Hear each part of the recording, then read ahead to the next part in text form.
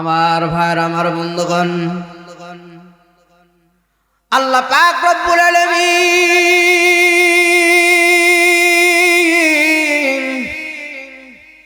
এই পৃথিবীর জমিনে মানুষদেরকে বানাইয়া আল্লাহ তাআলা অন্য কোনো উদ্দেশ্য নিয়ে আল্লাহ পাক রব্বুল আলামিন আমাকে আপনাকে এই দুনিয়াতে পাঠাই নাই গো বাবা। আল্লাহ পাক রব্বুল আলামিন আমাকে আপনাকে দুনিয়াতে পাঠাইয়াই আল্লাহ তাআলা জানায় দিয়েছেন, ওমা খালাকতুল জিন্না ওয়াল ইনসা ইল্লা লিয়াবুদুন।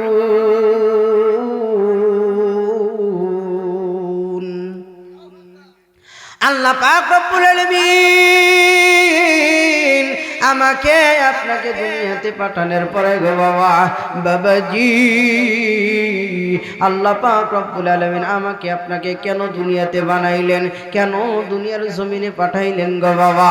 এই দুনিয়া কিন্তু কোনো মানুষ কিন্তু সারা জীবন পর থাকার জন্য আসে নাই। কোনো মানুষকে আল্লাহ 60 বছর জিন্দেগির জন্য আল্লাহ দুনিয়াতে পাঠাইছে। যাও দুনিয়াতে যাও, দুনিয়াতে যাওয়ার পরে আমি তোমাকে পরীক্ষা করার জন্য দুনিয়ার জমিনে পাঠিয়ে দিলাম গো বাবা। আল্লাহ পাক রব্বুল আলামিন জানায় দিলেন, হে মানুষেরা রে, আমি পৃথিবীতে জিন এবং মানব জাতিকে শুধুমাত্র কেবলমাত্র আমি আল্লাহর ইবাদতের জন্য বানাইছি। বলেন তো দেখি, কার ইবাদতের জন্য আল্লাহ বানাইছে? আল্লাহ পাক রব্বুল আলামিন বলতেছেন, আমি অন্য কোনো কারণ নিয়ে, অন্য কোনো উদ্দেশ্য নিয়ে আমি তোমাদেরকে দুনিয়ার জমিনে বানাই নাই রে বান্দা। শুধুমাত্র কেবলমাত্র আমার ইবাদতের জন্য বানাইছি, আমার বন্দেগীর জন্য তোমাদেরকে বানাইছি, অন্য কোনো টার্গেট নিয়ে নয়। এই জন্য বাবাজি, আল্লাহর ইবাদত বন্দেগী যদি আপনি আর আপনি করে যদি ইমানটা খাঁটি বানাইয়া, ইমানটা সাচ্চা বানাইয়া যদি আমি আর আপনি দুনিয়ার জমিন থেকে যাইতে পারি গো বাবা, কিন্তু কোন দিন আমাকে আপনাকে এই দুনিয়ার জমিন থেকে যাইতে হবে আমি কিন্তু জানি না, আপনিও কিন্তু জানেন না গো বাবা। হইতে পারে আজকে এই যে দক্ষিণ করোনা জামে মসজিদের উদ্যোগে যে মাহফিলটা হইতেছে গো বাবা, এই মাহফিলটাই জীবনের শেষ মাহফিল হইতে পারে কি পারে না গো? এই জন্য বাবাজি, আমার বন্ধুগণ, আর কোনো সময় নাই, আর দেরি নাই, এখনই আপনারা মাহফিলের মধ্যে চলে আসেন গো বাবা। যদি একটা কথা আমার জন্য আপনার জন্য যদি কবুল হইয়া যায়, একটা কথা যদি আমার আপনার জন্য কবুল হইয়া যায়, হইতে পারে একটা কথাই আমার হিদায়াতের জরিয়া হইয়া যাইবে। ও বন্ধু,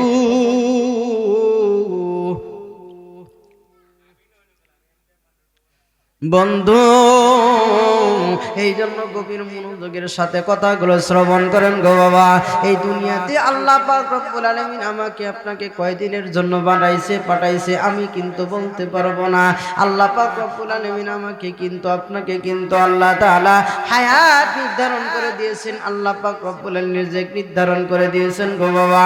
যে সময় টান দিবেন আল্লাহ পাক রব্বুল আলামিন আমাদেরকে ছেড়ে দিয়েছেন গো বাবা, আমাকে শক্তি দান করে দিয়েছেন গো বাবা। আল্লাহ তাআলা আমাকে এই এরকম বোঝার শক্তি দান করে দিয়েছেন যে আগুনের মধ্যে হাত দিলে পুড়ে যাবে। এইটা যদি আমি আর আপনি বুঝতে পারি, তাহলে আল্লাহ তাআলা আমাকে বুঝমান মানুষ হিসেবে দুনিয়াতে পাঠাইছে। আল্লাহ পাক রব্বুল আলামিন এই দুনিয়ার জমিনের মধ্যে তোমাকে ছেড়ে দিয়েছে, যাও তুমি প্রত্যেকটা মুহূর্তের মধ্যে আমার পরীক্ষা দিয়ে আসো বান্দা। আমি তোমাকে ছেড়ে দিলাম দুনিয়ার জমিনে, তোমাকে ছেড়ে দিলাম, তুমি যাও 24 ঘন্টার জন্য তোমাকে আল্লাহ পাক রব্বুল আলামিন পরীক্ষা করতেছেন। এই পৃথিবীর জমিনে এমন কোনো মানুষ নাই, এমন কোনো মানুষ নাই আল্লাহ তাআলা তাকে পরীক্ষা করতেছেন না গো বাবা। যাকে আল্লাহ পাক রব্বুল আলামিন সন্তান দান করে দিয়েছেন গো বাবা, তাকে সন্তান দিয়ে আল্লাহ তাআলা পরীক্ষা নিতেছেন। এমন মানুষ আছে আল্লাহ পাক রব্বুল আলামিনের অনেক সন্তান চাইতেছেন গো বাবা, সন্তানবিহীন লোকটা এমন অবস্থায় আছে, আল্লাহ পাক রব্বুল আলামিনের কাছে সব সময় চাইতেছেন। আল্লাহ তাআলা কোন মানুষকে সন্তান দিয়া পরীক্ষা করতেছেন, আবার কোন মানুষকে আল্লাহ তাআলা সন্তান না দিয়া পরীক্ষা করতেছেন। কোন মানুষকে আল্লাহ তাআলা টাকা দিয়া পরীক্ষা করতেছেন, কোন মানুষকে আল্লাহ তাআলা টাকা না দিয়া পরীক্ষা করতেছেন। কোন মানুষকে আল্লাহ তাআলা দরিদ্র বানাইয়া পরীক্ষা করতেছেন, কোন মানুষকে আল্লাহ তাআলা ধনী বানাইয়া পরীক্ষা করতেছেন। বাক্যান্তরে বন্ধু, আল্লাহ পাক রব্বুল আলামিন কোন মানুষকে অসুস্থর মধ্যে ফালাইয়া দিয়া পরীক্ষা করতেছেন। পক্ষান্তরে কোন মানুষকে আল্লাহ পাক রব্বুল আলামিন সুস্থ বানাইয়া আল্লাহ পাক রব্বুল আলামিন পরীক্ষা করতেছেন। এর দ্বারা বোঝা গেল ও বন্ধু, এই পৃথিবীর জমিনে এমন কোন মানুষ নাই যাকে আল্লাহ তাআলা পরীক্ষা করেন না। আল্লাহ তাআলা আমাদেরকে দুনিয়াটা বানাইছেন পরীক্ষার হল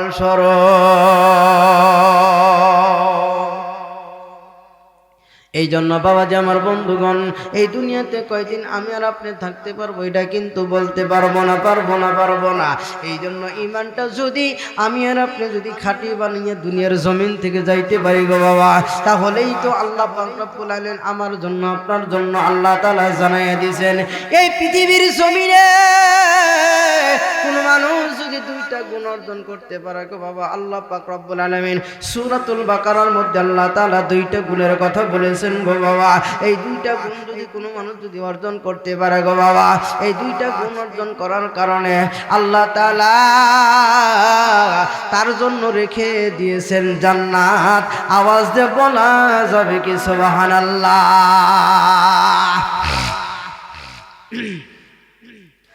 আল্লাহ পাক রব্বুল আলামিন জানায়া দিয়েছেন, ওয়াবাশশিরিল্লাযীনা আমানু ওয়া আমিলুস সালিহাতি আন্না লাহুম জান্নাতিন তাজরি মিন তাহতিহাল আনহার। আল্লাহ পাক রব্বুল আলামিন ইমানদারদের জন্য ঘোষণা দিয়েছেন, তাদের জন্য হইল সুসংবাদ। আল্লাহ পাক রব্বুল আলামিন বলে দিয়েছেন, ওয়াবাশশিরিল্লাযীনা আমানু ওয়া আমিলুস সালিহাত, তাদের জন্য হইল কার সুসংবাদ গো বাবা, যারা ঈমান আনলো, ঈমান আনার পরে তারা আবার নেক আমল করলো, আমলে সলিহ করলো, ওই সমস্ত মানুষের জন্য আল্লাহ তাআলা রেখে দিয়েছেন সুসংবাদ। জোরে কন্না মারহাবা। তাদের জন্য কি সুসংবাদ? আল্লাহ পাক রব্বুল আলামিন বলতেছেন, তাদেরকে আমি আল্লাহ তাআলা জান্নাত দান করে দিব। সেই জান্নাতের মধ্যে, যে জান্নাতের তলদেশ দিয়ে থাকবে গো বাবা মধুর শহর। আল্লাহ পাক রব্বুল আলামিন বলতেছেন, মধুর নহর থাকবে, দুধের নহর থাকবে, তারপরে শরবতের নহর থাকবে গো বাবা। তাদের জন্য কোনো ভয় নেই, চিন্তা নাই। যদি কোনো মানুষ যদি ইমানটা খাচ্চা বানাইয়া, ইমানটা খাঁটি বানাইয়া যদি দুনিয়ার জমিন থেকে যাইতে পারো গো বাবা। এই জন্য বাবাজি সাহাবায়ে কেরামের কেমন শক্ত ঈমান ছিল জানার দরকার আছে, আমাদের জানার দরকার আছে না নাই? আমি আগে এই কথাটা বলেছি গো বাবাজি, হেদায়েতের মালিক কোনো মানুষ নয়, হেদায়েতের মালিক হলো আমার আল্লাহ। একটু জোরে আওয়াজ বলা যাবে নাকি? আল্লাহ। হেদায়েতের মালিক কে? আরো জোরে বলেন, হেদায়েতের মালিক কে? হেদায়েতের মালিক হলো আমার আল্লাহ, যার কারণে আল্লাহ পাক রব্বুল আলামিনের পয়গম্বর তার নূর, তার চাচাকে আল্লাহ পাক রব্বুল আলামিনের পয়গম্বর তার চাচাকে কিন্তু আবু তালেবকে কিন্তু কালেমা পড়ে মুসলমান বানাইতে পারে নাই গো বাবা। আবার আপনার পয়গম্বরকেও কিন্তু আল্লাহ পাক রব্বুল আলামিন হেদায়েতের চাবিকাঠি দেন নাই গো বাবা। একটা কথা আমি আপনাদেরকে জানাই দিতে চাই, হেদায়েতের মালিক হলো আল্লাহ। এইবার বাবাজি ও বন্ধু, গভীর মনোযোগের সাথে দিলের কান লাগাইয়া শুনে যান গো বাবা। আল্লাহ পাক রব্বুল আলামিনের পয়গম্বর যখন, আমার আপনার পয়গম্বর যখন নিজের চাচা আবু তালেব কালেমা গ্রহণ করতেছেন না, অনেক চিন্তিত। এইবার বাবা যে আমার বন্ধুগণ, আমার চাচা আমাকে এত সুন্দর করে লালন পালন করব, এত সুন্দর করে আমাকে লালন পালন করলো, এত মহাব্বত করলো, দিনের দিক দিয়ে এবং দুনিয়ার দিক দিয়ে আমাকে সহযোগিতা করলো, সেই চাচা এই পর্যন্ত কালেমা পড়লো না। আমার আপনার পয়গম্বরের টেনশন হয়ে গেছে। এইবার বাবাজি আল্লাহ পাক রব্বুল আলামিন জানায় দিলেন, হিদায়াতের মালিক তোমাকে দেওয়া হয় নাই, হিদায়াতের মালিক হলাম আমি আল্লাহ। আল্লাহ পাক রব্বুল আলামিন আমার আপনার পয়গম্বরকে জানা দিলেন, হে পয়গম্বর, ইন্নাল্লাযীনা কাফারু সাওয়াউন আলাইহিম আনযারতাহুম আম লাম তুনযিরহুম লা ইউমিনুন।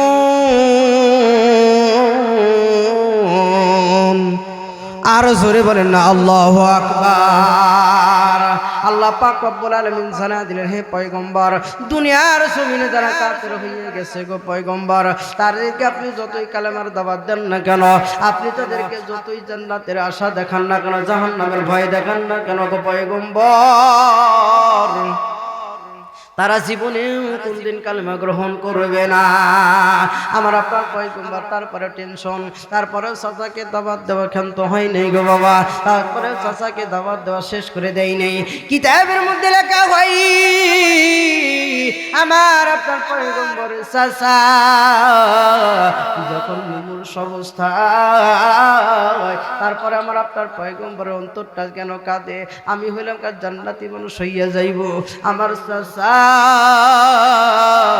এত কষ্ট করে আমাকে লালন পালন করলো, যে চাচার জন্য আমাকে কাফের আঘাত করবে, সে আঘাত পর্যন্ত করার পর্যন্ত সাহস পাই নাই।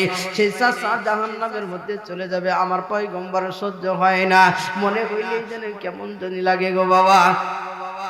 এইবার বাবাজি আমার আপনার পয়গম্বরের চাচা যখন মুমূর্ষ অবস্থায় এই দুনিয়া থেকে চলে যাবেন ভাবে মন অবস্থার মধ্যে যখন উপনীত হইয়া গেছে, এমন মুহূর্তের মধ্যে আমার আপনার পয়গম্বর চাচার কাছে গেলেন। চাচার কাছে যাওয়ার পরে বললেন, চাচাজি শুধুমাত্র কেবলমাত্র একবার আপনি কালেমা পড়ে মুসলমান হইয়া যান, আর আপনার কিছু করতে হবে না গো চাচা, যা কিছু করার দরকার আমি হাসরের ময়দানে আপনাকে আমি যা কিছু করার দরকার যা কিছু করিয়া আমি আল্লাহ পাক রব্বুল আলামিনের কাছে সুপারিশ করিয়া আমি আপনাকে জান্নাতে পৌঁছাইয়া দিবা।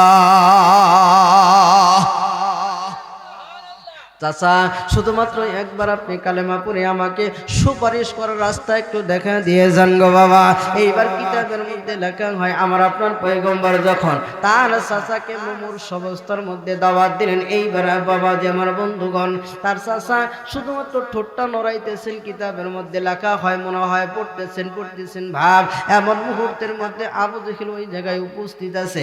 এইবার আবু জেহেল বলতেছে, দেখো আবু তালেব শেষ মুহূর্তের মধ্যে তার ভাতিজার ধর্ম গ্রহণ করিয়া বাপদাদার ধর্মের উপরে কালি লাগাইয়া এইবার আবু তালেব দুনিয়ার জমিন থেকে যাইতেছে। দেখো তার মতো নির্লজ্জা আর মানুষ হইতে পারে না।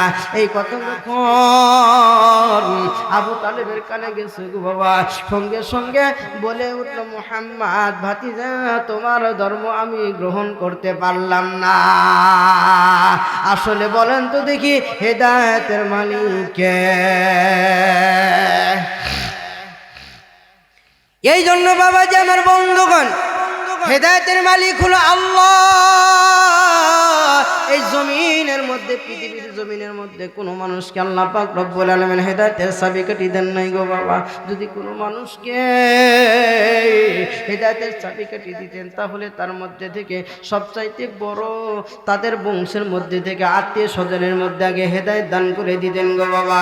এই জন্য বাবাজি হযরতে বিলাল হাবশী রাদিয়াল্লাহু তাআলা আনহু মাঝে মধ্যে বলতেন এই কথাটা, যদি কোনো মানুষকে আল্লাহ পাক রব্বুল আলামিন হেদায়েতের চাবিকাঠি দিয়ে দিতেন গো বাবা, তাহলে আমি আজকে হাবশা দেশ কত দূরে, ওই জায়গায় পর্যন্ত হেদায়েত পৌঁছতে পৌঁছতে হয়তোবা আমার হায়াতটা কুলাইতো না, হয়তোবা আমি হেদায়েতের আলোতে আমি পৌঁছে যাইতে পারতাম না।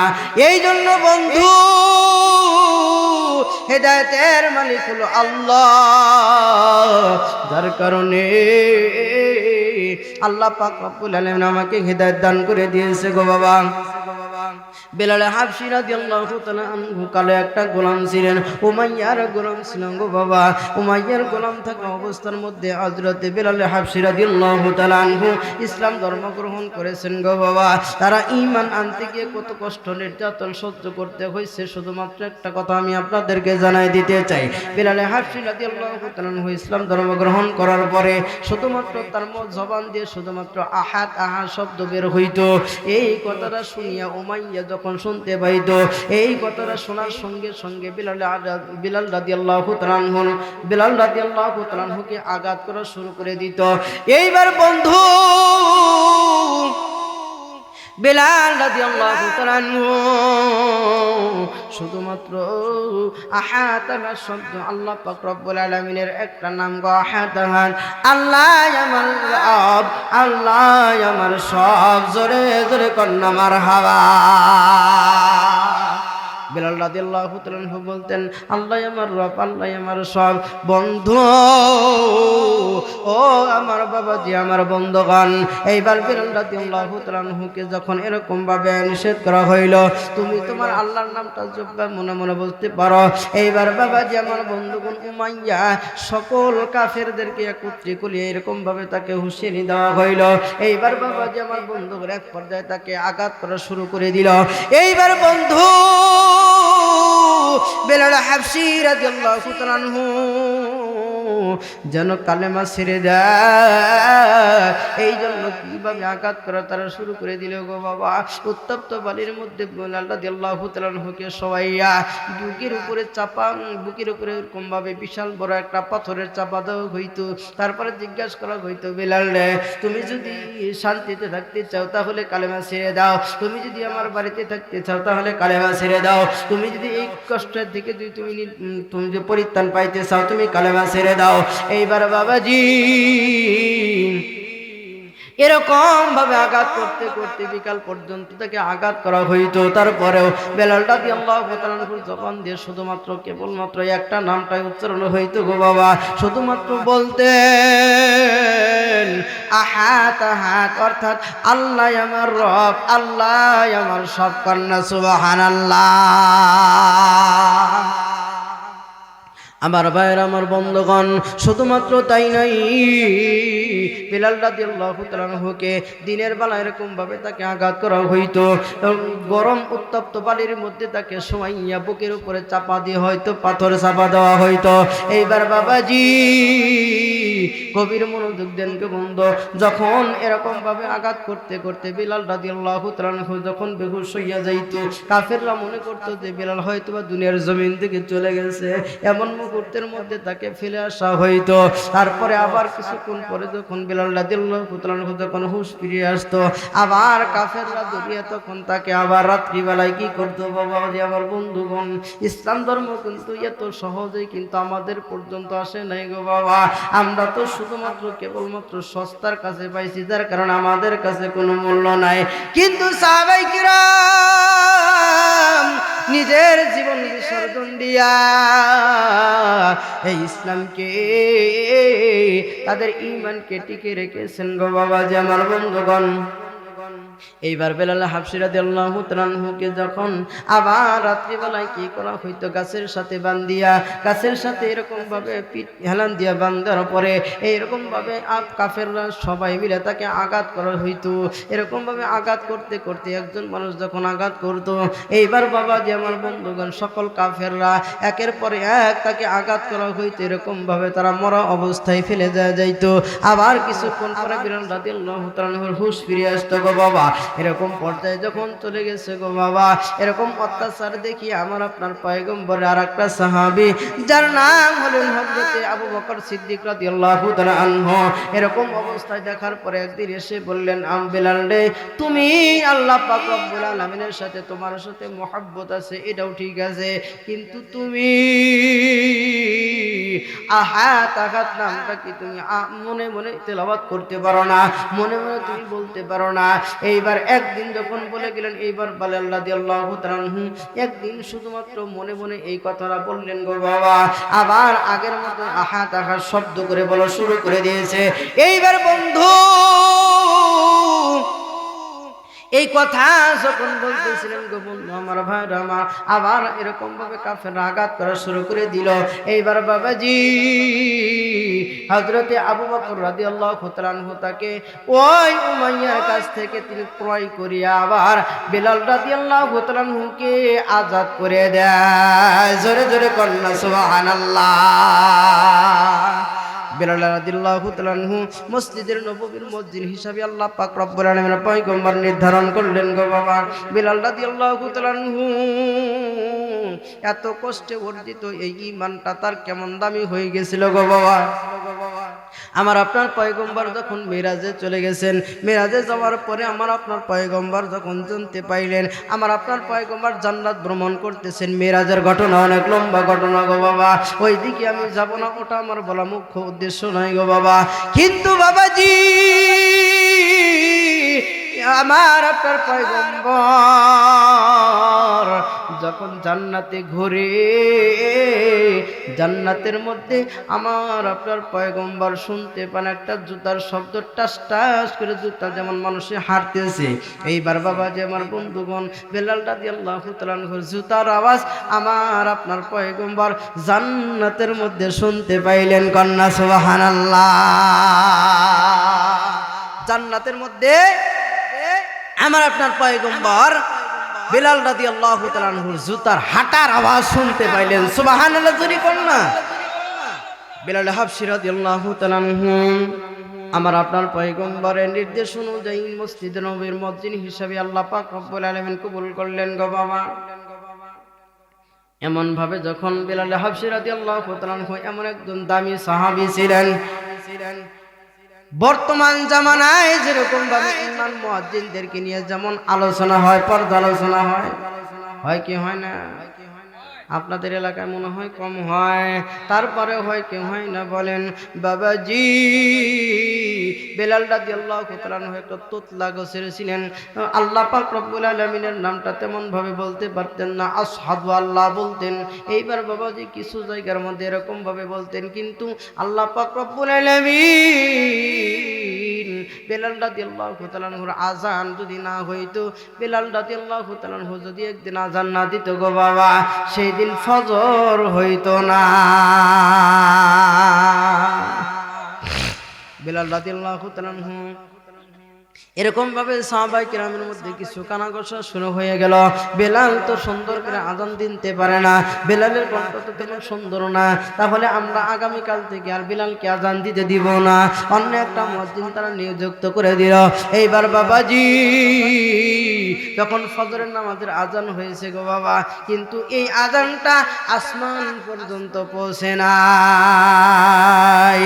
সাথে সাথে জিবরাইল আলাইহিস সালাতু ওয়াস সালামের আগমন হয়ে গেছে।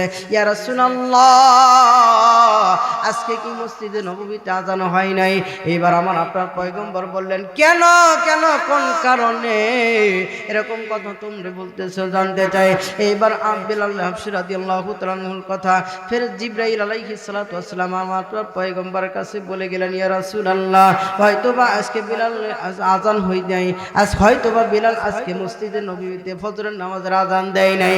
এইবার বাবাজি এইবার যখন জিজ্ঞাসা করা হইল কেমনে বুঝতে পারলা বেলাল আজকে আযান হয় নাই, এইবার বাবাজি আল্লাহ পাক রব্বুল আলামিন জিবরাইল আলাইহিস সালাতু ওয়াস সালাম বলে দিতেছেন, যেদিন বেলাল হাবশী রাদিয়াল্লাহু তাআলা আযান দেন, সেই আযান দুনিয়া থেকে যদি আযান দেন, কিন্তু সেই আযানটা সাথে সাথে আসমানে চলে যায়। বেলাল হাবশী রাদিয়াল্লাহু তাআলা আনহু যদি একটা কালো গোলাম ছিলেন, কিন্তু আল্লাহ পাক রব্বুল আলামিন তার আযানটা, তার শব্দটা আল্লাহ কবুল করেছেন। সুবহানাল্লাহ। আমার ভাইরা, আমার বন্ধুগণ, এই জন্য বাবাজি আল্লাহ পাক রব্বুল আলামিন বিভিন্ন জায়গার মধ্যে দুইটা শর্ত দিয়ে আল্লাহ তাআলা বলেছেন, দুইটা শর্ত যারা পালন করতে পারবে, যেই সমস্ত মানুষের মধ্যে দুইটা গুণ থাকবে গো বাবা। এক নম্বর গুণ হলো যারা ঈমান আনবে, ঈমান আনার পরে তারা আমলে সলে করবে, অর্থাৎ নেক আমল করবে। এই দুইটা গুণ যদি কোনো মানুষের মধ্যে থাকে, তাহলে ওই মানুষটাকে আল্লাহ পাক রব্বুল আলামিন এমন একটা জান্নাত দান করে দিবেন গো বাবা, যে জান্নাতটা এমন একটা শান্তি, এমন একটা শান্তির জায়গা, যে শান্তি আর দুনিয়ার মধ্যে কোন শান্তির সাথে তুলনা করা যায় না। কিন্তু সাহাবায়ে কেরামের ঈমানের শক্তি কেমন ছিল গো বাবা, একটা ঘটনা আমি আপনাদের সামনে না বললেই নয়। হযরতে যে সাহাবীর কথা আল্লাহ পাক রব্বুল আলামিন দেখেন কেমন কবুল করেছেন গো বাবা। সাহাবায়ে কেরামও দেখেন কত কষ্ট করেছেন, তারপরে ঈমানের উপরে তারা অটল ছিলেন গো বাবা। তারা এত নির্যাতন সহ্য করার পরেও কিন্তু ঈমানের উপর বলিয়ান থাকতেন গো বাবা। এইবার বাবাজি যে সাহাবীর কথা আমার আপনার পয়গম্বরের বুখারী শরীফের মধ্যে হাদিসটা বর্ণনা এসেছে গো বাবা, যার নামটা হইল কার ইসলাম ধর্ম গ্রহণ করার পূর্বে যার নামটা ছিল আব্দুল উজ্জা। জোরে বলেন তা কি নাম? আব্দুল উজ্জা। জোরে বলেন আব্দুল উজ্জা। ইসলাম ধর্ম গ্রহণ করার পরে আল্লাহ রাসূল তাকে নাম দিলেন আব্দুল্লাহ। জোরে কোন সুবহানাল্লাহ। এই আব্দুল উজ্জা কিতাবের মধ্যে লেখা হয়, হাদিস শরীফে আসছেন, আব্দুল উজ্জা ছোট সময় তার মা দুনিয়া থেকে চলে যান। তার মা যখন দুনিয়া থেকে চলে যান, দুনিয়া থেকে চলে যাওয়ার পরে বাবা আবারও একটা বিবাহ করেন। বাড়িতে আসছেন সৎ মা। বাড়িতে যখন সৎ মা আসছেন, সৎ মা আসার পরে সন্তানদের উপরে কিছুটা পরিবর্তন হয়, একটু ব্যবহার, যেটা আমরা বর্তমান জামানায় দেখে আসতেছি, তাই না? আপন মা যেমন ব্যবহার করেন, যদিও কিছু কিছু সৎ মাও ভালো ব্যবহার করেন, তারপরে ওটা আপন মায়ের মতো মনে হয় না। এইবার আব্দুল উজ্জা, তার মা তো দুনিয়ার জমিন থেকে চলে গেছেন, কিছুদিন পরে তার বাবাও দুনিয়ার থেকে চলে গেলেন। এইবার তার বাড়িতে আছেন শুধুমাত্র সৎ মা। কিতাবের মধ্যে লেখা হয়, আব্দুল উজ্জার মা, বাবা যখন চলে গেলেন, সৎ মা ঘরে আছে। এই মা সন্তানকে লালন পালন করবে এটা বোঝা মনে করিয়া তার চাচার কাছে লালন পালন করার জন্য রেখে আসলেন। চাচাকে বলে আসলেন যে তোমার ভাতিজাকে তুমি লালন পালন করবা। এইবার চাচার বাড়িতে লালন পালন হইতেছে, চাচা লালন পালনের দায়িত্ব নিলেন। তো আব্দুল উজ্জা, অনেক লম্বা ঘটনা, চাচার বাড়িতে চাচা তাকে টাকা পয়সা ধন সম্পদ যা কিছু আছিল সব কিছুর মালিক ভাতিজাকে বানাইয়া দিয়েছে। সুবহানাল্লাহ। জোরে কোন না। ধীরে ধীরে ধীরে ধীরে 8-10 বছর থেকে নিয়ে এই যুবক, তার বয়স হয়ে গেছে 18 বছর, 18 থেকে 19 বছর। জোরে বলেন কয় বছর? 18 থেকে 19 বছর বয়স হয়েছে। এই যুবকের বয়স যখন 18 থেকে 19 বছর হয়েছে, এই বয়সের মধ্যে যখন আসছেন, তখন তিনি মক্কার মধ্যে একজন নতুন লোকের আবির্ভাব হয়েছে। এই কথার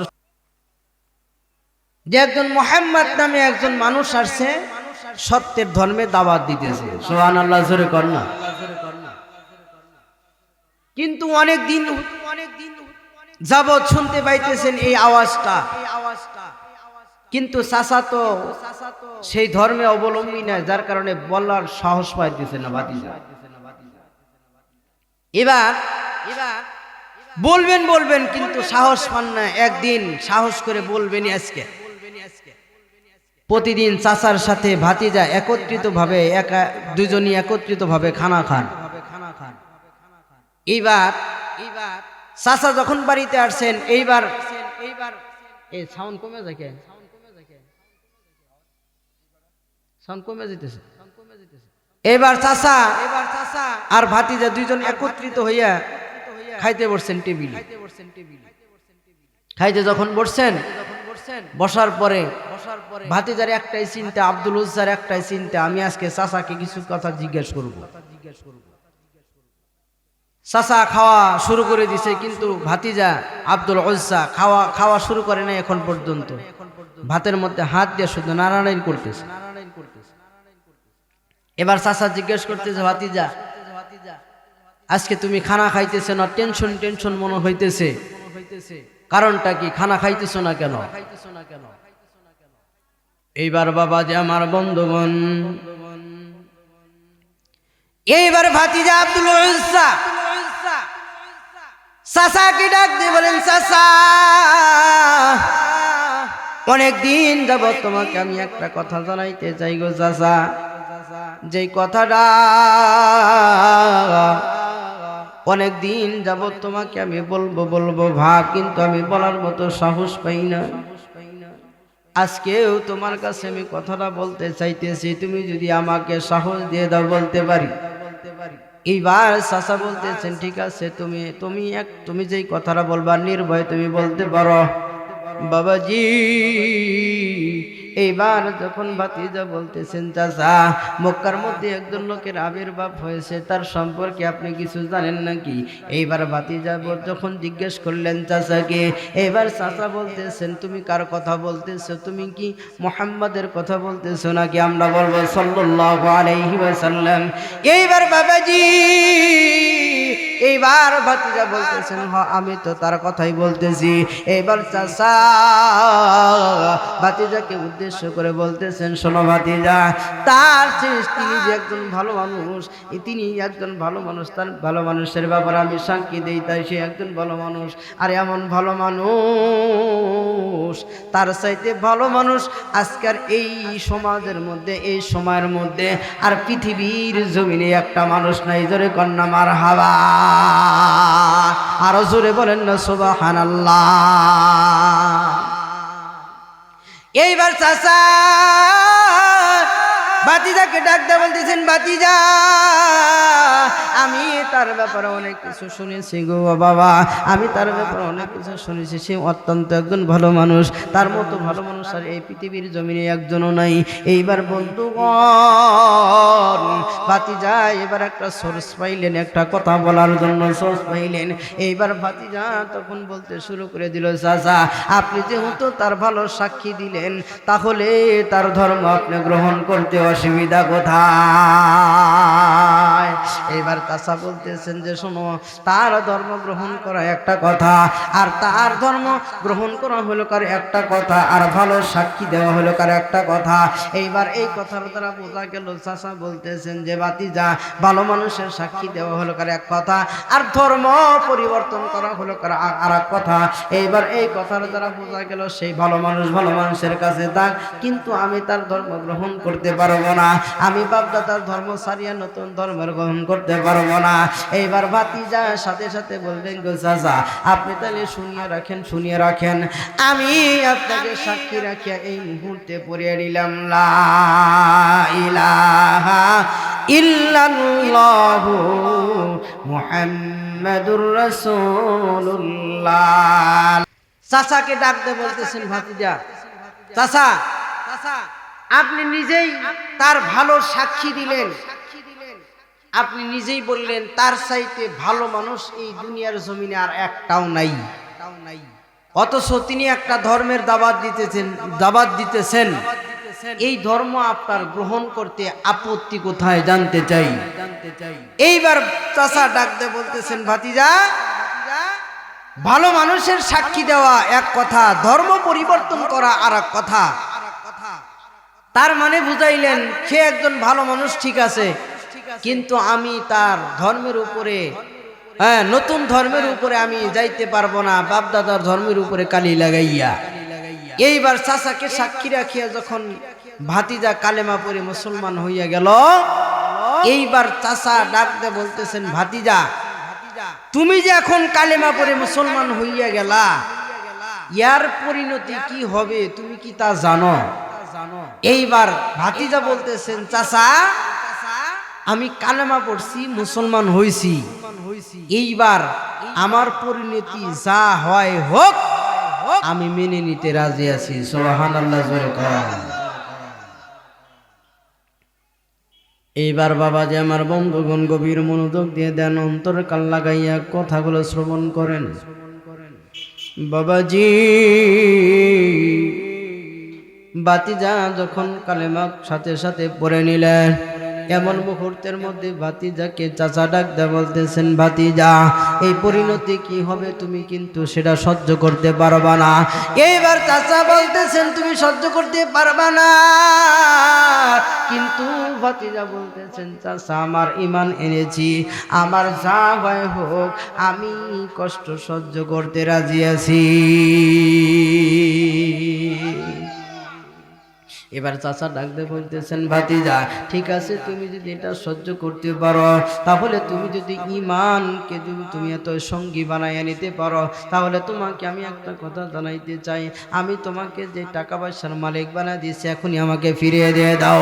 এইবার ভাতিজা বলতেছেন, ঠিক আছে চাচা, আপনি যত টাকা পয়সা আমাকে দিয়ে দিয়েছিলেন এই টাকা পয়সা আপনাকে ঘরও দিয়ে দিলাম, আপনাকে আমি ফেরত দিয়ে দিলাম, এই যে আপনার টাকা পয়সা নিয়ে নেন। এইবার ভাতিজাকে ডাকদা বলতেছেন, চাচা ডাকদা বলতেছেন, শোনো ভাতিজা, আমি তোমাকে যে সম্পত্তির মালিক বানিয়ে দিয়েছিলাম সেই সম্পত্তি আমাকে ফিরিয়ে দিয়ে দাও। এইবার ভাতিজা বলতেছেন, ঠিক আছে, এই যে আপনার দলিলপত্র সকল সম্পত্তি আপনাকে দিয়ে দেওয়া হইল। এইবার বন্ধু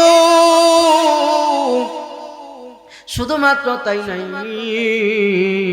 এবার চাচা বলতেছেন, শোনো ভাতিজা, শোনো শোনো, আমার সম্পত্তি এখন পর্যন্ত তোমার কাছ থেকে নেওয়া হয় নাই। এইবার চাচাকে যখন বলতেছেন, ভাতিজা ডাকতে বলতেছেন, চাচা গো আর কোন সম্পত্তি আমার কাছে, আপনি সেই সম্পত্তিটা আপনি নিতে চাইতেছেন আমার কাছ থেকে। এইবার চাচা বলতেছেন ভাতিজাকে, শোনো তোমার গায়ে একটা জামা আছে, সেই জামাটাও আমার টাকায় কেনা, অতএব তুমি যদি ঈমানকে সঙ্গী বানাও এই মুহূর্তে তুমি এই জামাটাও খুলে দিয়ে দাও। যুবকের বয়স জানি কত? 18 থেকে 19 বছর। মাশাআল্লাহ, মনে আছে, আপনারা ওয়াজ শুনতেছেন। এইবার বন্ধুগণ আমার, ভাইরা আমার, যুবকের বয়স হলো 18 থেকে 19। এইবার চাচা যখন বলতেছে, তোমার গায়ে যে জামাটা আছে সেই জামাটাও আমার টাকায় কেনা, অতএব তুমি যদি ঈমানকে সঙ্গী বানাও তাহলে আমার টাকায় জামাটাও তোমাকে খুলে দিয়ে দিতে হবে। এইবার ভাতিজা চাচাকে বলতেছেন, চাচা আমার জামাটা না নিলে কি হয় না? এইবার বলতেছেন, তাহলে তোমাকে কালেমা ছেড়ে দিতে হবে। এইবার সেই কথা যখন চাচা বলল কালেমা ছেড়ে দিতে হবে, এইবার ভাতিজার সাথে সাথে জামাটাও খুলে দিয়ে দিল। একটু দিলেন কান লাগায় শ্রবণ করেন। শুধুমাত্র তাই নয়, ঈমানের উপর অটল থাকা কিন্তু আমাদের জন্য সহজ হয়ে গেছে গো বাবা। আমরা যদি মুমিন হইতে চাই, আমরাও তো কষ্ট সহ্য করতে পারতেছি না কিন্তু গো বাবা। কিন্তু সাহাবায়ে কেরাম দেখেন কত কষ্ট নির্যাতন সহ্য করেছেন, কত কিছু হারাইছেন, তারপরে ঈমান কিন্তু হারান নাই। ভাই গো একটু দিলের কান লাগায় কথাগুলো শ্রবণ করেন। শুধুমাত্র তাই নেই, চাচা বলতেছেন, শোনো ভাতিজা, এই পর্যন্ত তোমার কাছ থেকে আমার 100% সম্পত্তি আমি এখন পর্যন্ত বুঝে পাই নাই, এখন পর্যন্ত তোমার কাছে আমার জিনিসপত্র রয়ে গেছে। এইবার ভাতিজা বলতেছেন, চাচা কো আমার কাছে তো আর কোনো সম্পত্তি নাই, আপনি আমাকে টাকা পয়সা দিয়েছিলেন, ব্যাংক ব্যালেন্স দিয়েছিলেন, ফেরত দিয়ে দিয়েছি, আপনি আমাকে ধন সম্পদ দিয়েছিলেন, জমি যার কিছু দলিলপত্র দিয়েছিলেন, সব কিছু দিয়ে দিয়েছি। এইবার ভাতিজা ডাক দিয়ে বলতেছেন, চাচা আমার গায়ে একটা পরনে জামা ছিল গো চাচা, সেই জামাটাও আপনাকে আমি দিয়ে দিলাম। এখন বলেন তো দেখি আর আমার কাছে কি আছে? এবার ভাতিজাকে ডাকতে বলতেছেন, চাচা ডাকতে বলতেছেন, ভাতিজা শোনো, তোমার গায়ে যে একটা, তোমার পরনে যে একটা লুঙ্গি আছে, ওই লুঙ্গিটাও আমার টাকায় কেনা। অতএব ইমানকে তুমি যদি সঙ্গী বানাও, আমার লুঙ্গিটাও তোমাকে দিয়ে দিতে হবে। এইবার বাবাজি 18 থেকে 19 বছর, তার মানে হলো কার পুরো একজন যুবক মানুষ। বলেন তো দেখি, যারা যুবক হোক, পাগল যদি কোনো মানুষ যদি না হয় কেউ বাবা, তার কম বেশি শরম লজ্জা আছে না নাই?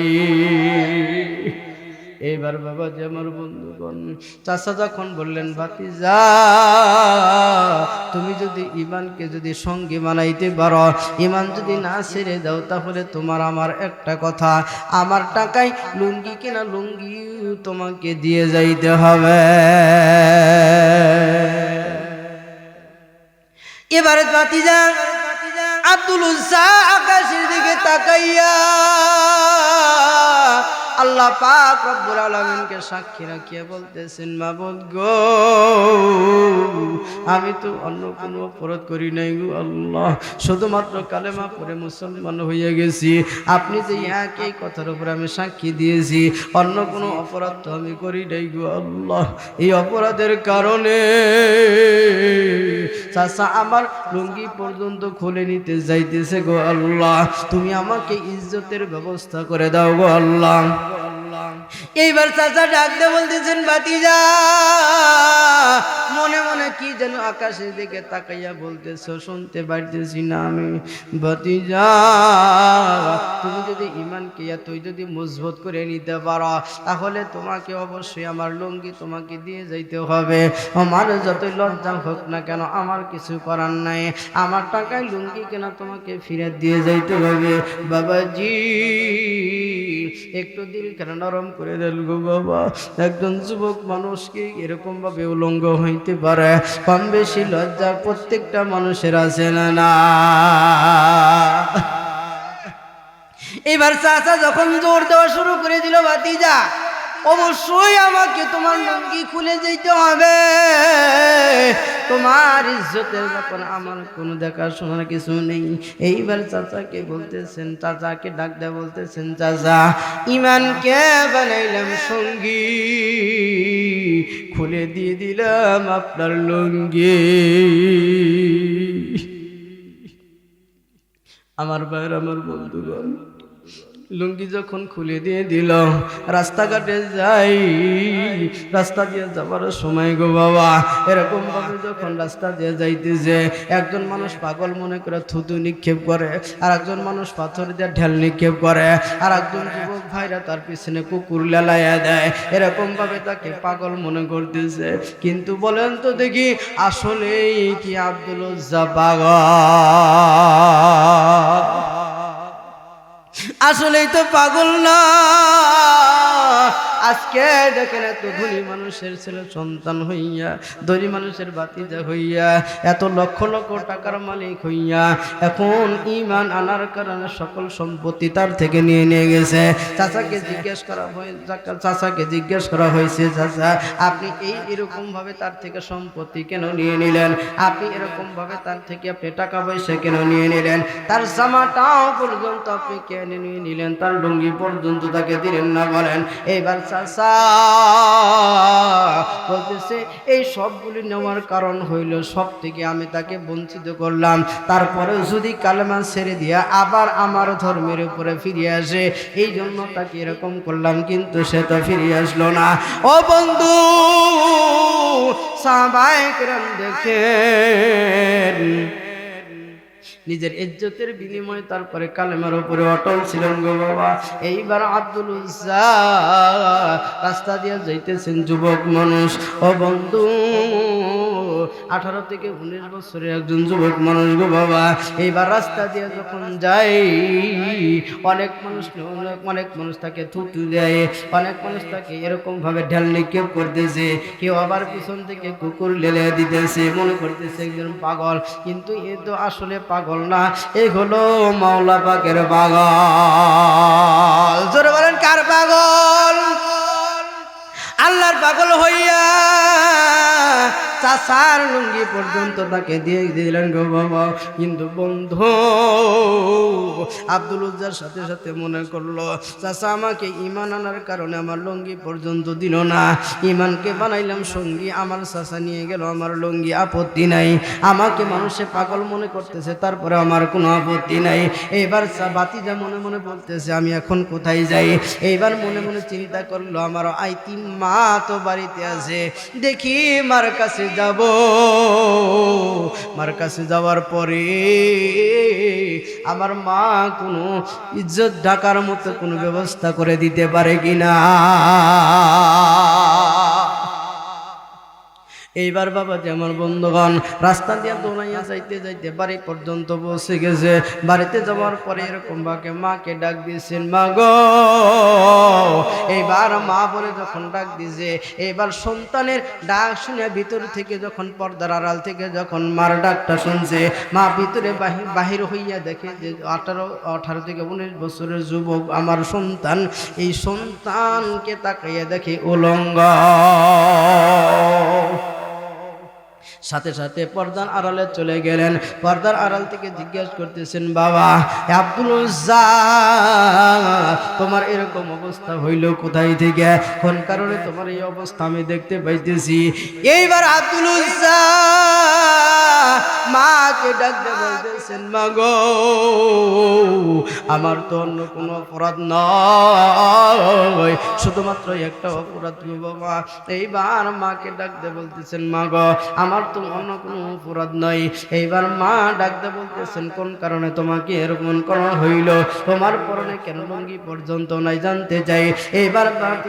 এইবার আব্দুল উজ্জা ডাকতে বলতেছেন, মা গো আমি শুধুমাত্র একটা অপরাধ করেছি, সেই অপরাধটা হইল আমি কালেমা পড়ে মুসলমান হইয়া গেছি। এই অপরাধের কারণে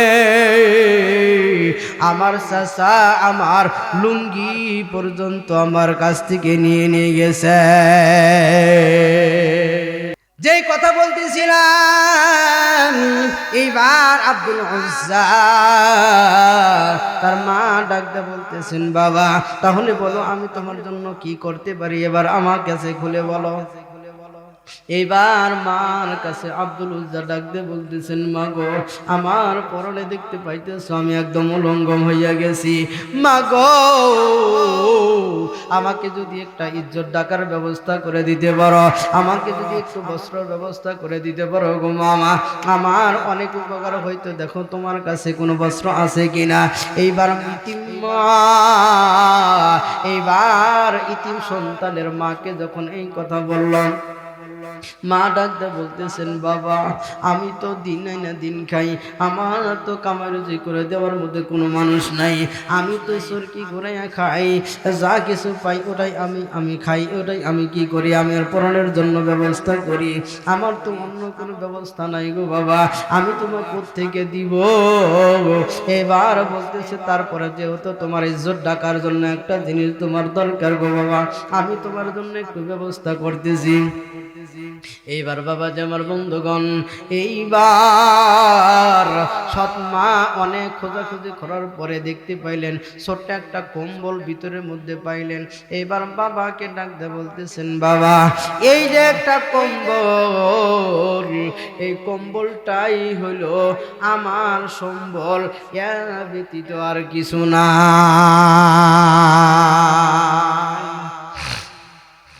এইবার বাতিজা ডাকতে বলতেছেন, আব্দুল উজ্জা ডাকতে বলতেছেন, মা গো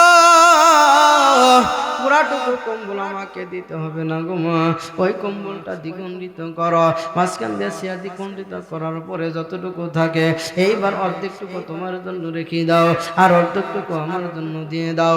আমি তোমার কাছে পুরাটুকু কম্বল চাই না, আমাকে অর্ধেক কম্বলটা দিয়ে দিলেই হবে, আমি তোমার কাছে পুরাটুকু চাই না। এইবার বাবাজি তার সৎ মা কম্বলটা দ্বিখণ্ডিত করে এক খণ্ড তার কাছে দিয়ে দিল। এবার বাবা যে আমার বন্ধুগণ দ্বিখণ্ডিত করার পরে এমন একটা অবস্থার মধ্যে হয়েছে যে কম্বলটা তার মাতাকে দিয়েছে, এইবার তার মাকেও তো চলতে হবে, সেই জন্য অর্ধেক কম্বলটা তাকে দিয়ে দিল। এইবার বন্ধুগণ কিতাবের মধ্যে লেখা হয় আব্দুল উজ্জা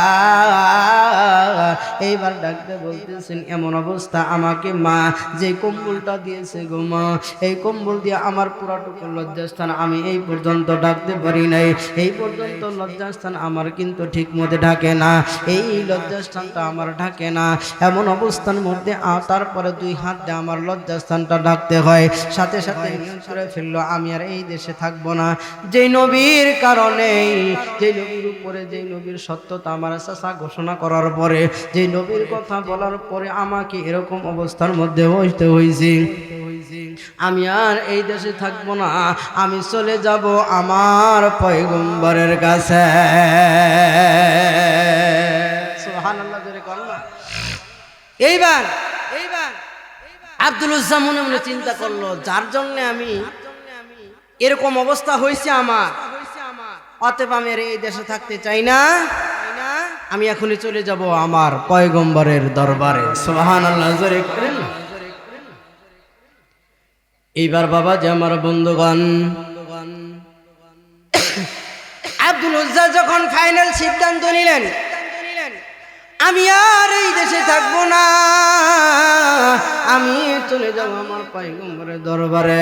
এইবার বাবা যে আমার বন্ধুগণ কোন রকম ভাবে তার ইজ্জতটা ডাকিয়া এইভাবে দুই হাত এরকম ভাবে ধরিয়া তখন তিনি হাঁটতে হাঁটতে শুরু করে দিলেন। হাঁটতে হাঁটতে অনেক দূর পর্যন্ত যাইতেছেন, আল্লাহকে ডাক দিয়ে বলতেছেন, মাবুদ গো তুমি আমার অবস্থা অবশ্যই দেখতে পাইতেছো গো আল্লাহ, যত কষ্ট সহ্য করলাম, মানুষ আমাকে পাগল পর্যন্ত উপাধি দিল, আমাকে ঢেল পর্যন্ত দিল, আমাকে থুতু পর্যন্ত দিল, তারপরে আমি অসন্তুষ্ট না, আমি ঈমান এনেছি, ঈমানের উপর অটল এই পর্যন্ত আছি। আমি যতই কষ্ট করি না কেন, যত কিছু হারাইছি কিন্তু ঈমান হারাই না। সুবহানাল্লাহ। এইবার বাবা যে আমার বন্ধুগণ আব্দুল উজ্জা এরকম ভাবে হাঁটতে হাঁটতে হাঁটতে হাঁটতে এইবার যখন বাবা যে আমার বন্ধুগণ লম্বা ঘটনা, মাঝখান দিয়ে আমি অত কথা বলতে পারবো না, এইবার আমার আপনার পয়গম্বরে দরবারে চলে গেলেন। কন্যা মারহাবা। আমার আপনার পয়গম্বর সাহাবায়ে কেরামকে নিয়ে এরকম ভাবে হাদিস শিখাইতেছেন। এইবার আমার আপনার পয়গম্বর হাদিস শিখানো নিয়ে ব্যস্ত আছেন, অপর পাশে দাঁড়ায় আছেন আব্দুল উজ্জা। এইবার দেখতেছেন একজন যুবক মানুষ দেখা যায়, অথচ তার পরনে কোনো কাপড় নেই, একটা কোনো রকম ভাবে ইজ্জত ঢাকা যায় এমন অবস্থায় বসে দাঁড়ায় আছে। আমার আপনার পয়গম্বর সাথে সাথে উঠে তার কাছে চলে গেছে, যা জিজ্ঞেস করছেন, আব্দুল উজ্জা তোমার নাম কি? বলে আব্দুল উজ্জা। তোমার এই অবস্থা কেন? সম্পূর্ণ ঘটনা খুলে বললেন, ইয়া রাসূলুল্লাহ, ইয়া হাবিবাল্লাহ। এইবার সম্পূর্ণ ঘটনা খুলে বলার পরে বললেন যে, ইয়া রাসূলুল্লাহ, ইয়া হাবিবাল্লাহ, আমার চাচা আমাকে লালন পালন করতেন, আমার চাচা আমাকে সম্পত্তির মালিক বানিয়ে দিয়েছিলেন, আমার চাচা আমাকে টাকা পয়সার মালিক বানিয়ে দিয়েছিলেন এবং তার সকল সম্পত্তির মালিক আমাকে বানিয়ে দিয়েছিলেন। এইবার আপনার কথা যখন আমি শুনতে পাইলাম ইয়া রাসূলুল্লাহ, আমি সাথে সাথে মনে মনে প্ল্যান করেছি, চিন্তা ভাবনা করেছি, আপনার ধর্মের উপরে আমি কালেমা পড়ে মুসলমান হইয়া যাইব। এইবার আমার চাচাকে বলবো আমি সাহস পাই না। এরকম ভাবে অনেক দিন পার হওয়ার পরে আমি একদিন চাচাকে বলেই ফেললাম, চাচা মক্কার মধ্যে একজন মানুষ নতুন ধর্মের দাওয়াত দেয়, তার সম্পর্কে আপনি কিছু জানেন কিনা? কিন্তু আমার চাচা আপনার কথা ভালো সাক্ষী দেওয়ার পরেও চাচাকে আমি দাওয়াত দিলাম, চাচা সে যদি ভালো একজন মানুষ হইতে পারে, আপনার জবানি দিয়ে আপনি বলেছেন যে তার চাইতে ভালো মানুষ আর পৃথিবীর জমিনে নাই, তাহলে সে যদি ভালো মানুষ হয়ে থাকে সে একজন ধর্মের গ্রহণ করতে আপত্তি কোথায়? এইবার চাচা আমাকে এমন বুঝ দান করলো যে ভাতিজা, তার ভালো সাক্ষী দেওয়া এক কথা, ধর্ম পরিবর্তন করা হলো আর এক কথা। অর্থাৎ সে ভালো মানুষ হইতে পারে, কিন্তু আমি তার ধর্ম গ্রহণ করতে পারবো না, নতুন ধর্ম আমি গ্রহণ করতে পারবো না, বাপ দাদা ধর্মের উপরে আমি কালি লাগাইতে পারবো না। এইবার তাকে সাক্ষী রাখি আমি কালিমা পড়ে সাথে সাথে মুসলমান হওয়ার পরে আমার সকল সম্পত্তি নিয়ে গেছে, আমার লুঙ্গি পর্যন্ত দেয় নাই। এইবার বাবাজি আমার বন্ধুগণ, সাথে সাথে আমার আপনার পয়গম্বর সাহাবায়ে কেরামকে বললেন, হে সাহাবীরা, এই যে আমার সাহাবী আব্দুল উজ্জা ঈমান এনে সে এত দূর পর্যন্ত কষ্ট করেছে, একজন যুবক মানুষ, 18 থেকে 19 বছর যার বয়স, কম বেশি লজ্জা আছে না নাই? এইবার বাবাজি আমার বন্ধুগণ, আমার আপনার পয়গম্বর সাহাবায়ে কেরামকে ডাক দিয়ে বলেন, সাহাবী শুনে রাখো, জেনে রাখো, ইসলাম ধর্ম গ্রহণ করার পূর্বে তার নামটা ছিল আব্দুল উজ্জা। সে যেহেতু কালেমা গ্রহণ করেছে, তার নামটা আর আব্দুল উজ্জা নয়, তার নাম আমি পরিবর্তন করে রেখে দিলাম, তার নাম হলো আব্দুল্লাহ। এবার আব্দুল্লাহ রাদিয়াল্লাহু তাআলা আনহু আব্দুল্লাহ নামটা গ্রহণ করিয়া, এইবার বাবাজি আমার বন্ধুগণ, আমার আপনার পয়গম্বরের নিজের ব্যবহৃত 2খানা জামা আমার আপনার পয়গম্বর আব্দুল্লাহ রাদিয়াল্লাহু তাআলা আনহুকে সাথে সাথে হাদিয়ে দিয়ে দিলেন। কন্যা সুবহানাল্লাহ। আমার বন্ধুগণ, সাথে সাথে নামটা পরিবর্তন হইয়া গেল। কিছুক্ষণ পূর্বে তার নামটা ছিল আব্দুল উজ্জা, তারপরে আমার আপনার পয়গম্বর নামটা পরিবর্তন করে দিলেন আব্দুল্লাহ। এইবার আমার আপনার পয়গম্বর যখন 2খানা জামা হাদিয়ে দিয়ে দিলেন, এইবার তার নামটা আব্দুল্লাহ থেকে পরিবর্তন হইয়া আব্দুল্লাহ জুল বাসাদাইন, অর্থাৎ রাসূলের 2 পোশাকের অধিকারী। জোরে কন্যা সুবহানাল্লাহ। এইবার বাবাজি আমার বন্ধুগণ, লম্বা ঘটনা লম্বা করব না তো বাবা। এইবার আব্দুল্লাহ রাদিয়াল্লাহু তাআলা আনহু, আব্দুল্লাহ জুল বাসাতাইন রাদিয়াল্লাহু তাআলা আনহু এইবার সাহাবায়ে কিরামকে বললেন, ঠিক আছে, আব্দুল্লাহ জুল বাসাতাইন রাদিয়াল্লাহু তাআলা আনহু এই আসহাবে সুফার মধ্যে এখানেই থাকবে, খাইবে, এখানেই পড়াশোনা করবে, তার থাকার জায়গাটা এখানেই কিন্তু হয়ে যাবে, সে কিন্তু অন্য কোথায় থাকবে না গো বাবা। রাত্রিবেলা যখন হইয়া যায়, সারা রাত্রি আল্লাহ আল্লাহ বলে ডাকে, মাবুদ গো, এতদিন আমি বুঝি নাই, আমি লাত এবং লাত মানাত উজ্জার তাদের ইবাদত বন্দেগী করছি, মাবুদ গো আমি তো বুঝতে পারি নাই, মাবুদ গো তুমি আমাকে মাফ করে দাও। এইভাবে যখন সারা রাত্রি সময় ঘুমায়, আব্দুল্লাহ জুল বাসাতাইন রাদিয়াল্লাহু তাআলা আনহু কিন্তু ঘুমান না, সারা রাত্রি এরকম ভাবে ফোফাইয়া কাঁদতে থাকে। সকালবেলা কিছু সাহাবায়ে কেরাম আমার আপনার পয়গম্বরের কাছে আসলেন, আসার পরে বললেন, ইয়া রাসূলুল্লাহ, ইয়া হাবিবাল্লাহ, আপনার সাহাবী আব্দুল্লাহ জুল বাসাতাইন রাদিয়াল্লাহু তাআলা আনহু, আব্দুল্লাহ জুল বাসাতাইন সারা রাত্রি এরকম ভাবে কান্নাকাটি করে, সে আমাদের ঘুমের মধ্যে ডিস্টার্ব করে। ইয়া রাসূলুল্লাহ, ইয়া হাবিবাল্লাহ, আপনার সাহাবী এই কাজটা করে। এবার আমার আপনার পয়গম্বর সাহাবায়ে কেরামকে ডাক দিয়ে বললেন, শোনো সাহাবীরা, অনেক সাহাবীদের জীবন ইতিহাস আর আব্দুল্লাহ জুল বাসাতাইন রাদিয়াল্লাহু তাআলা আনহুর জীবন ইতিহাস কিন্তু এক হইতে পারে না। কারণটা হইল, আব্দুল্লাহ জুল বাসাতাইন কিন্তু তার ঈমান হলো সত্য ঈমান। এই ঈমান আনতে গিয়া অনেক ধন সম্পত্তি হারাইছে, টাকা পয়সা হারাইছে। এই ঈমান আনতে গিয়া কিন্তু সে লুঙ্গি পর্যন্ত আনতে পারে নাই। অতএব তাকে তোমরা যা কিছু করো না কেন, তাকে তোমরা কোনো বাধা দিও না। সুবহানাল্লাহ, জোরে কন্যা। তাকে তোমরা বাধা দিও না, তার মতো তাকে চলতে দাও।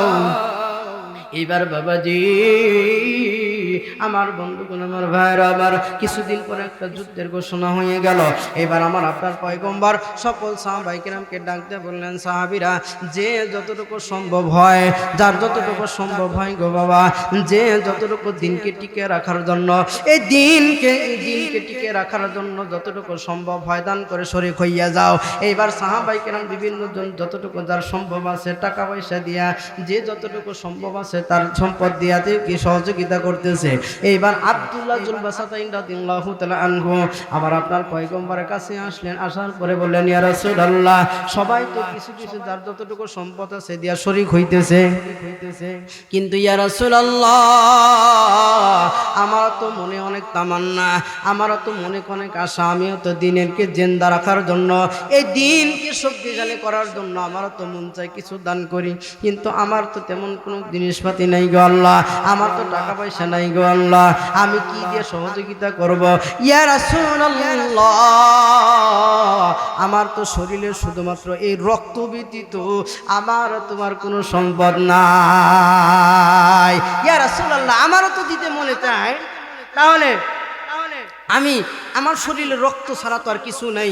ইয়া রাসূলুল্লাহ, আমি আপনার কাছে দোয়া চাই। এইবার আমার আপনার পয়গম্বর আব্দুল্লাহ যুল বাসাতাইন রাদিয়াল্লাহু তাআলা আনহু জিজ্ঞেস করলেন, তাহলে তুমি কি করতে চাও? এইবার আব্দুল্লাহ যুল বাসাতাইন রাদিয়াল্লাহু তাআলা আনহু আমার আপনার পয়গম্বরকে বললেন, ইয়া রাসূলুল্লাহ, আপনি একটু আল্লাহর কাছে, আপনি একটু আল্লাহ তাআলার কাছে দোয়া করেন, আল্লাহ যেন এই যে আমার শরীরের রক্ত, এই রক্তগুলো যেন দিনের জন্য শহীদ হইয়া যায়। সুবহানাল্লাহ, জোরে বলেন। আমি তো আর কিছু দিতে পারলাম না, এই রক্ত আমি দিনের জন্য দিয়ে দিলাম, অর্থাৎ আমি এই দিনের রাস্তায় শহীদ হইতে চাই। এইবার আব্দুল্লাহ যুল বাসাতাইন রাদিয়াল্লাহু তাআলা আনহু যখন আল্লাহ রাসূলের কাছে বললেন, ইয়া রাসূলুল্লাহ, দিনের জন্য শহীদ হইতে চাই, আমার জন্য একটু আল্লাহ তাআলার কাছে দোয়া করেন। কিতাবের মধ্যে লেখা হয়, আব্দুল্লাহ যুল বাসাতাইন রাদিয়াল্লাহু তাআলা আনহু আমার আপনার পয়গম্বরকে বললেন, আমি যেন শহীদ হই। এইবার আমার আপনার পয়গম্বর দোয়া করলেন, উক্তা দোয়া করলেন। কি দোয়া করলেন? ইয়া আল্লাহ, আব্দুল্লাহর জন্য আমি দোয়া করি, আব্দুল্লাহর শরীরের রক্ত মাংস কাফেরদের জন্য হারাম করে দিলাম। সুবহানাল্লাহ, জোরে বলেন। এবার আব্দুল্লাহ যুল বাসাতাইন রাদিয়াল্লাহু তাআলা আনহু বলছেন, ইয়া রাসূলুল্লাহ, আমি দিনের জন্য শহীদ হইতে চাইলাম, আমার রক্ত মাংস সব আমি দিনের জন্য দিতে চাইলাম, আপনি আমার জন্য উল্টা দোয়া করলেন, ইয়া রাসূলুল্লাহ, আমি বুঝতে পারলাম না। এইবার আমার আপনার পয়গম্বর বললেন যে, শোনো, তোমাকে আল্লাহ যদি মউত দান করে, সামান্য একটা ঠান্ডা লাগাইয়া, জ্বর আসে, একটা ফোড়া হইয়া তুমি যদি মরো, ছোট্ট থেকে একটা ছোট্ট রোগ হইয়াও তুমি যদি মরো, তাহলেও আল্লাহ পাক রব্বুল আলামিন তোমাকে শহীদি মর্যাদা দান করে দিবে। এইবার বাবা যে আমার বন্ধুগণ, সকল সাহাবায়ে কেরামকে নিয়ে আমার আপনার পয়গম্বর যুদ্ধে চলে গেলেন। যুদ্ধ থেকে ফিরে আসার পরে কিছুদিন পরে আমার আপনার পয়গম্বরের, আল্লাহ পাক রব্বুল আলামিনের পয়গম্বরের সাহাবী আব্দুল্লাহ যুল বাসাতাইন রাদিয়াল্লাহু তাআলা আনহু, অনেক লম্বা ঘটনা গো বাবা। সামান্য একটা জ্বর আসার পরে ঠান্ডা লাগিয়া কয়েকদিন ঘরে পড়িয়া আব্দুল্লাহ যুল বাসাতাইন রাদিয়াল্লাহু তাআলা আনহু ইন্তেকাল করলেন। ইন্তেকালের কথা আমার আপনার পয়গম্বরকে জানানো হইল। আমার আপনার পয়গম্বর সাহাবায়ে কেরামকে বললেন, সাহাবী, আমার আব্দুল্লাহকে আমি নিজের হাতে গোসল করাইতে চাই। কোন সাহাবী যেন গোসল করাই না, আমার আব্দুল্লাহ যুল বাসাতাইনকে আমি নিজের হাত দিয়ে গোসল করাইতে চাই। এইবার আমার আপনার পয়গম্বর নিজের হাত দিয়ে গোসল করাইলেন গো বাবা। এইবার আমার আপনার পয়গম্বর বললেন, আমি আব্দুল্লাহ যুল বাসাতাইনের জানাজার নামাজ আমি নিজে পড়াইতে চাই। সুবহানাল্লাহ, জোরে বল। আমার ভাইরা, আমার বন্ধুগণ, আমার আপনার পয়গম্বর সারা জীবন ভর তার চাচাকে দাওয়াত দিলেন। চাচা একটা বার কালেমা গ্রহণ করলেন, সারা জীবন ভর দাওয়াত দিলেন, কিন্তু কালেমা গ্রহণ করলেন না। কিন্তু বাবাজি, আমার আপনার পয়গম্বর সেই জবানে মোবারকা দিয়া শুধুমাত্র কেবলমাত্র আবু বকর রাদিয়াল্লাহু তাআলা আনহুকে, আবু বকর রাদিয়াল্লাহু তাআলা আনহু এবং আমার আপনার পয়গম্বর হলো সমকালীন বন্ধু মানুষ ছিলেন। এরকম ভাবে যখন আমার আপনার পয়গম্বরকে আল্লাহ পাক রব্বুল আলামিন যখন নবুয়তি দায়িত্ব দিয়ে দুনিয়ার মধ্যে পাঠিয়ে দিলেন, এইবার বাবাজি আমার আপনার পয়গম্বর শুধুমাত্র কেবলমাত্র একবার আবু বকর রাদিয়াল্লাহু তাআলা আনহুকে বললেন, আবু বকর রে, আমাকে আল্লাহ পাক রব্বুল আলামিন আখিরি জামানার পয়গম্বর হিসেবে আল্লাহ তাআলা আমাকে নির্বাচন করেছেন, আমাকে আল্লাহ পাক রব্বুল আলামিন কালেমার দায়িত্ব দিয়ে পাঠিয়ে দিয়েছেন। এইবার তোমাকে আমি দাওয়াত দিতেছি, তুমি কালেমা পড়ে মুসলমান হইয়া যাও। এইবার বন্ধু কিতাবের মধ্যে লেখা হয় আবু বকর রাদিয়াল্লাহু তাআলা আনহু আমার আপনার পয়গম্বর যখন দাওয়াত দিলেন, একটা কথা মনে রাখেন, কিন্তু চাচাকে কিন্তু আমার আপনার পয়গম্বর সারা জীবনভর দাওয়াত দিলেন, কিন্তু চাচা গ্রহণ করলেন না। আবার বলেন তো দেখি হেদায়েতের মালিক কে? এইবার বন্ধু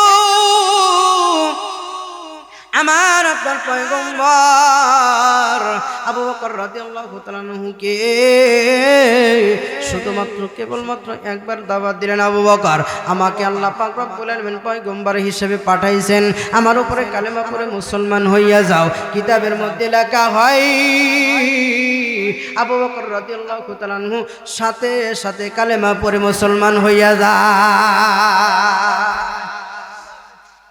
একটা কিতাবের মধ্যে লেখা হয় আবু বকর রাদিয়াল্লাহু তাআলা আনহু একটা কথা বলেছিলেন, শুধুমাত্র বলেছিলেন, আপনি যে আল্লাহ পাক রব্বুল আলামিনের পক্ষ থেকে আখিরি জামানার পয়গম্বর, একটা মাত্র দলিল আমার কাছে আপনি পেশ করতে হইবে। এবার বাবাজি আমার বন্ধুগণ, এবার আমার আপনার পয়গম্বর আবু বকর রাদিয়াল্লাহু তাআলা আনহুকে বললেন, আবু বকর রে, আজ থেকে অনেকদিন পূর্বে তুমি অমুক বছর পরে অমুক বছর পূর্বে তুমি সিরিয়ায় ব্যবসার জন্য গিয়েছিলা। বলে হ্যাঁ গিয়েছিলাম। এইবার ওই জায়গায় একটা ইহুদি পণ্ডিত তোমাকে একটা কথা বলেছিল, ওই একটা ইহুদি পণ্ডিত তোমাকে যেই কথাটা বলেছিল, আমার ওই কথার দিকে যাওয়া মূলত উদ্দেশ্য নয় গো বাবা। এইবার বাবা যে আমার বন্ধুগণ, আমার আপনার পয়গম্বর যখন বললেন, আবু বকর, ওই ইহুদি পণ্ডিত তোমাকে যেই কথাটা বলেছিল, ওই পয়গম্বর, আমি পয়গম্বর হওয়ার জন্য ইহুদির ওই কথাটাই হইল দলিল। সুবহানাল্লাহ জোরে কর। এইবার বাবা যেমন বন্ধুগণ, আমার আপনার পয়গম্বরের সাথে সাথে কালেমা পড়ে মুসলমান হইয়া যায়। এইবার আবার চলে যায় সেই ঘটনায়, আমার আপনার পয়গম্বর সাহাবায়ে কেরামকে ডাকতে বললেন, হে সাহাবীরা রে, আমি আব্দুল্লাহ জুল বাসাতাইনের আমি নিজে তার জানাজা নামাজ পড়াবো। এইবার বাবা যে আমার বন্ধুগণ, জানাজার নামাজের আয়োজন করা হইল। এইবার আমার আপনার পয়গম্বর আব্দুল্লাহ রাদিয়াল্লাহু তাআলা আনহু আব্দুল্লাহ জুল বাসাতাইন রাদিয়াল্লাহু তাআলা আনহুর জানাজার নামাজের জন্য যাইতেছেন। এবার আমার আপনার পয়গম্বর শুধুমাত্র ওই পায়ের অগ্রদিকে ভর করে এরকম ভাবে যাইতেছেন। আমার আপনার পয়গম্বরকে জিজ্ঞাসা করা হলো, ইয়া রাসূলুল্লাহ, ইয়া হাবিবাল্লাহ, আপনার হাঁটার পরিস্থিতি এমন কে ইয়া রাসূলুল্লাহ, জানতে চাই। এইবার আমার আপনার পয়গম্বর বলতেছে, এই জায়গার মধ্যে তোমরা সাহাবী যত জন আসছো গো, তার চাইতে বেশি আমার আব্দুল্লাহ জুল বাসাতাইন রাদিয়াল্লাহু তাআলা আনহু আব্দুল্লাহ জুল বাসাতাইন রাদিয়াল্লাহু তাআলা আনহুর জানাজার নামাজ পড়ার জন্য রহমতের ফেরেশতা তার চাইতে দ্বিগুণ এসেছে। কিন্তু তোমরা দেখতে পারো না, আমি কিন্তু দেখতে পাই, যার কারণে আমি এইভাবে হাঁটতেছি। সুবহানাল্লাহ জোরে কন্যা। এইবার বাবা যে আমার বন্ধুগণ, আমার আপনার পয়গম্বর জানাজার নামাজটা শেষ করার পরে এবার সাহাবায়ে কেরামকে বললেন, হে সাহাবীরা, আমার আব্দুল্লাহ জুল বাসাতাইনের আমি নিজে হাত দিয়া আমি তাকে কবরের মধ্যে রাখতে চাই। এবার বাবা যে আমার বন্ধুগণ, আমার আপনার পয়গম্বর কবরের মধ্যে নামার পরে এইবার আব্দুল্লাহ জুল বাসাতাইন রাদিয়াল্লাহু তাআলা আনহুকে রেখে আসা হইল। রেখে আসার পরে বুকের উপর হাত দিয়ে কিন্তু আমরা এই যে দেখেন, 2 নাম্বারই করতে করতে কবরেও 2 নাম্বারই করে, কি করে না এখন। সারা জীবন ভর রাসূলের গাড়িতে উঠলো না, কবরে যাওয়ার পরে বলে বিসমিল্লাহি, কথা কন নাকি বিসমিল্লাহ জানেন না দোয়া বিসমিল্লাহি ওয়া আলা মিল্লাতি রাসূলিল্লাহ, তার মানে কি রাসূলের মিল্লাতে রেখে আসলো, সারা জীবন বা রাসূলের দিকেই হারে নাই, যারা কবরে যায় মিল্লাতে রাসূলিল্লাহ কথা এসে, এই কথাটা কি ঠিক হইলো বলেন? এইবার আমার আপনার পয়গম্বর কবরে যখন আব্দুল্লাহ জুল বাসাতেন রাদিয়াল্লাহু তাআলা রেখে আসলেন, এইবার আকাশের দিকে তাকাইয়া আমার আপনার পয়গম্বর বললেন, ইয়া আল্লাহ, আমি আব্দুল্লাহর উপরে রাজি, আপনিও রাজি হইয়া যান। সুবহানাল্লাহ জোরে কোন। বলেন তো দেখি, আল্লাহ রাসূল যদি কোনো মানুষের জন্য এরকম বলে, আল্লাহ আমি অমুকের জন্য রাজি আছি, তুমিও রাজি হইয়া যাও, তাহলে আল্লাহ রাজি হবেন কিনা কোন? এইবার বাবা যে আমার বন্ধুগণ, কাফন দাফনের কাজকর্ম সবকিছু শেষ হয়ে গেল। এইবার বাবা যে আমার বন্ধুগণ, বিভিন্ন সাহাবায়ে কেরাম এরকম ভাবে কান্নায় রোল পড়ে গেল। বিশেষ করে আবু বকর রাদিয়াল্লাহু তাআলা অনেক কান্নাকাটি করতেছেন, একমাত্র শুধুমাত্র বলতেছেন, গো বাবা, আজকের এই জানাজায়, আজকের এই মাইয়াতটা যদি, আজকের এই লাশটা যদি আব্দুল্লাহ না হইয়া আমি আবু বকর হইতো, আমি আবু বকর, আমি আজকে ধন্য হইয়া যাইতাম।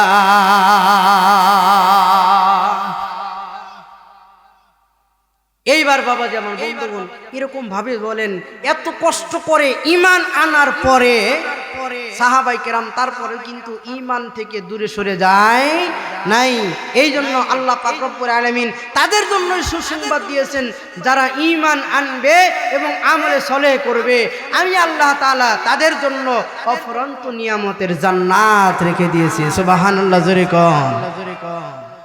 জান্নাত কেমন একটা জায়গা আমার বলার সময় নাই, এই জন্য আমি আপনাদেরকে অনুরোধ করি, জান্নাতের আশায়, আমরা জাহান্নাম থেকে বাঁচার আশায় আমরা ইবাদত বন্দি করব একমাত্র শুধুমাত্র কেবলমাত্র আল্লাহকে রাজি করার জন্য। জোরে বলেন কাকে? আল্লাহকে রাজি হইলেই আমাদের জন্য আল্লাহ তাআলা জান্নাত রেখে দিয়েছেন। আল্লাহ তাআলা আমাদের জন্য জান্নাত কেমন বানাইছেন বলেন?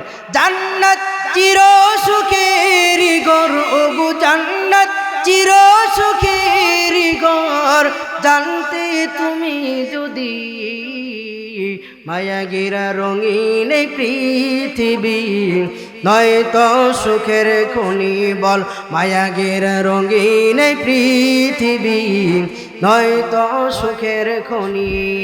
জান্নাত চির সুখের ঘর, গো জান্নাত চির সুখের ঘর, জানতে তুমি যদি মায়া গেরা রঙিন পৃথিবী, নয়তো সুখের খনি।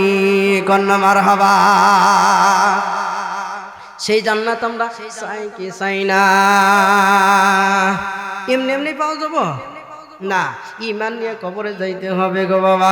এই জন্য ঈমানি অবস্থায় যেন আমরা, ঈমানি অবস্থায় যেন ঈমান নিয়ে যেন আমাদের মৌত হয়, এই জন্য আল্লাহ তাআলার কাছে সর্বদাই দোয়া করার দরকার আছে না না? ঈমানের পথে অবিচল থেকে, বলেন ঈমানের পথে অবিচল থেকে আমার মরণ যেন হয়। এটা একটা দোয়া, এটা একটা কি দোয়া আল্লাহ তাআলার কাছে বলতেছেন, ঈমানের পথে অবিচল থেকে আমার মরণ যেন হয়। বলেন ঈমানের পথে অবিচল থেকে আমার মরণ যেন হয়। জোরে বলেন আমিন। আল্লাহ আমাদের ঈমানের জন্য আল্লাহ তাআলা আমাদেরকে কবুল করেন। জোরে বলেন আমিন।